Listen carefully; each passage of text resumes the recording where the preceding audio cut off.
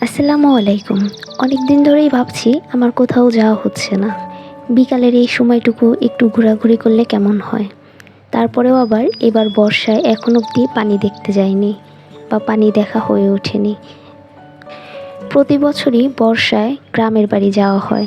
সেখানে নৌকায় ঘোরাঘুরি, সবার সাথে গোসল করা, খাওয়া-দাওয়া, রাতভর নৌকায় আড্ডা দেওয়া সব কিছুই হয়। কিন্তু এইবার কেন জানি কোনো কিছুই হয়ে উঠল না। তাই বিকালবেলা ভাবছিলাম কোথায় যাওয়া যায়। হুট করেই মনে পড়ল যে না, আমি যেখানে থাকি তার পাশেই নদীর দেখা মিললে।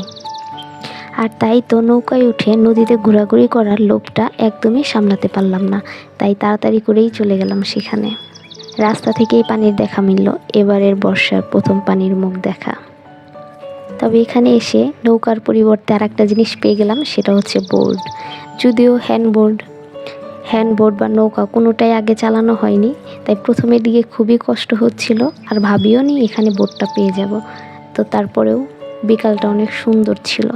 প্রথমবারের মতো বোটগুলো চালানো, প্রথমে তো ব্যালেন্সই করতে পারতেছিলাম না, পরে আস্তে আস্তে ঠিক হয়ে গেছে, একটু হলেও আয়ত্তে আসছিল। কিন্তু বিকালটা সত্যি অনেক সুন্দর ছিল।